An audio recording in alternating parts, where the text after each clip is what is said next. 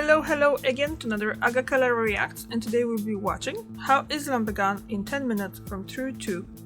And I kind of wonder, because I know that I think Islam is younger than Christianity, and Christianity is younger than Judaism, and as far as I know, Islam and Christianity come from Judaism. But how did Islam came to existence, I don't really know, because I came from Poland, and Poland is highly Christian, Catholic country for that. And I as far as everyone's concerned, I was raised Catholic. I'm not Catholic anymore, I'm an atheist, but still. So let's just watch and learn how Islam came to existence.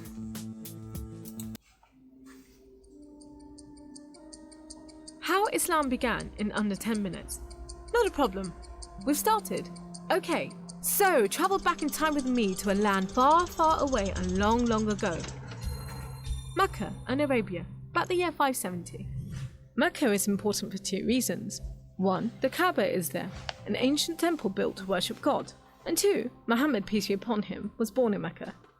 Now, problem. I can't show you Muhammad because it wouldn't be right. I'll tell you why in a bit. But in the meantime, here's his name in Arabic. Nice. Back in the day, Mecca was a lawless place. The only way to be safe was to have backup. Lots of rich big brothers who'd beat up anyone who got in your way. So the place was ruled by the most powerful families who could do pretty much what they wanted. And religion didn't help. By this time, the Kaaba had been filled to overflowing with 360 idols that did nothing to help anyone. So it was a tough place to grow up. If, like Muhammad, you were a poor orphan and believed in just one God you couldn't see, like the Jews and the Christians, he called him Allah, the God, in Arabic there.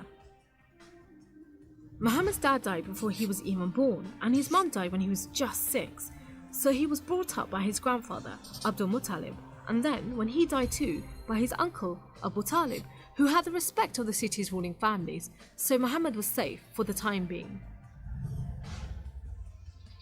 Muhammad started out as a shepherd and then became a businessman, travelling about buying and selling stuff for rich clients.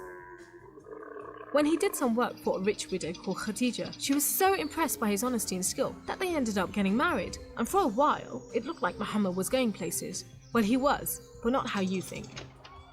Every year in the month of Ramadan, different calendar, different names for the months, there was a big party around the Kaaba when people made sacrifices to the idols. Muhammad hated it. So he'd get out of town and sleep in a cave he'd found on the top of a nearby mountain. One night, Muhammad's praying to Allah when wham! There's the angel Jibreel, you might say Gabriel, standing right in front of him. Read, says the angel, but Muhammad couldn't read. No schools, you see. Jibreel keeps on at him. 3 times he says, read. Then he grabs hold of Muhammad and wham! Again, it's like Muhammad's learnt the words off by heart. So he recites the message out loud. Read in the name of your Lord, who created man from a drop of blood. Read, for your Lord is most generous. He who taught by the pen, taught man what he did not know. It was a message from Allah. God was speaking to him, just like he'd spoken to the prophets in the Jewish and Christian holy books, which meant he was a prophet too. The messages continued for the rest of Muhammad's life. Allah gave him the words to say, and the prophet recited them. The words were written down by his friends, and years later they were collected together and became the Muslim holy book, the Quran, which means recitation, because Muhammad recited it, you see? Anyway, that was much later, so back to the night of power. Muhammad tells his family, then his friends, and eventually everyone about Allah, that he's the one and only God, that he wants everyone to be treated fairly, and long story short, it didn't go down well with the ruling families of Mecca, who liked things just the way they were, thank you very much. You see, Islam means obedience to Allah, and Muslim means someone who obeys Allah, and the ruling families didn't want anyone obeying anyone else but them. So the people who believed in Muhammad's message, the Muslims, were given a hard time. Some were even tortured and killed. A few of them managed to escape to Abyssinia, Ethiopia, but most were stuck in Mecca. Muhammad also had to cope with the death of his wife, and then just a few weeks later, his uncle too. Feeling very down, he went to the Kaaba to pray to Allah one night. Then, the weirdest thing happened. Jibreel turns up, sits him on a winged horse called Al-Buraq and flies him all the way from Mecca to Jerusalem. He prays with all the prophets who have ever lived. Then, he's taken up to the heavens to chat with some of the prophets, and then into paradise itself, where Allah tells Muhammad to pray 5 times a day and to stay strong. He's returned to Jerusalem and then flies back to the Kaaba in Mecca. We call it the night journey, and Muslims still argue whether it was a real experience or a vision, but whatever, it gave Muhammad a much needed boost, and just as well, because there were more tough times ahead. So, there was this other city called Yathrib. The people there heard about Muhammad and his message and invited him and his followers to join them. A few at a time, the Muslims left Mecca and made a dangerous journey across the desert to Yathrib. It's known as a hijra, which means migration, like birds do. Muhammad and a few of his friends stayed in Mecca until everyone had got away and then made plans for their own escape. But the ruling families wanted to kill Muhammad while they still could, so 7 sons, one from each family, was sent in the middle of the night to stab the Prophet while he slept. But he was way ahead of them, and when they burst into the house, Muhammad was gone. Trackers were sent out to hunt him down. Muhammad and his best friend Abu Bakr took a roundabout route to try and shake off the pursuit, but the trackers were too good and slowly gained on them. So Muhammad and Abu Bakr hid in a cave and prayed that no one found them. The trackers found the cave all right, but they didn't bother going in to search. There was no way Muhammad could be inside, they thought. There was a spider's web over the mouth of the cave and a nesting bird at the entrance. He must have given them the slip. So off they went, leaving Muhammad and Abu Bakr protected by a spider and a bird.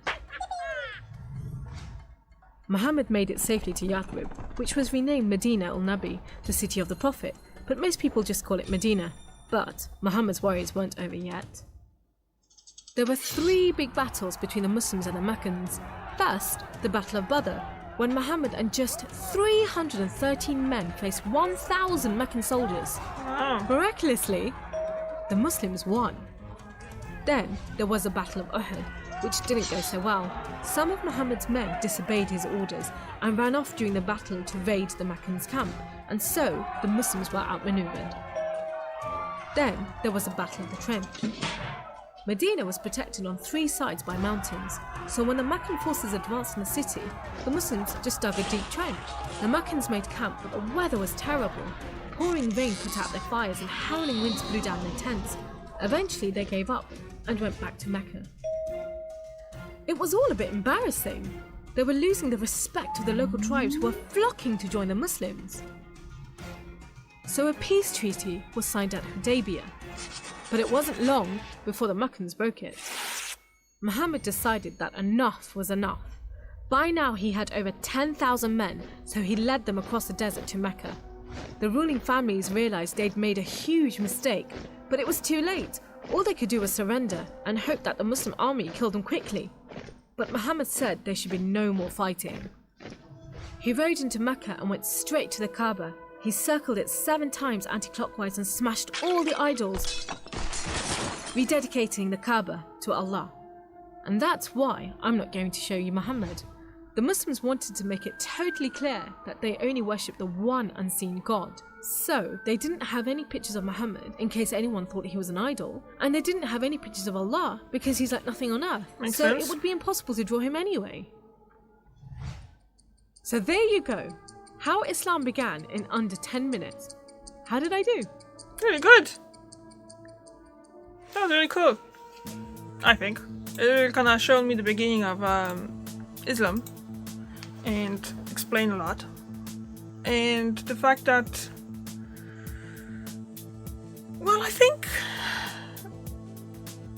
I'm not sure what to think. Obviously now in past 20 odd years, Islam and Muslim people were shown in such a bad way after the 9/11, and then we had the war in Afghanistan and war in Iraq as well. So, it's just like I always say that the religion is not to be blamed. It's just the people that misinterpret the teachings in the, like in this case, Quran or in Christianity's ways. Because Christianity is not saint either. Look what was happening in Africa, in South America, in Asia, all those atrocities that especially Catholic Church did in the past. It's just basically misinterpretation of the Bible and the teachings to that person's gain. That's what it is most of the time. And the problem is as well with the written word that often you can misinterpret. You can I can't speak today. What's going on with me? I think I need a coffee. So interpretation of the written word is different depending on someone's experience and how they understand stuff as well. So yeah, that video was very good. It explained it really nicely, what it is, how did it start, why did it start, and who it started, and why we can't see there's no pictures of Muhammad or Allah. So thank you very much for watching, and I see you tomorrow. Bye.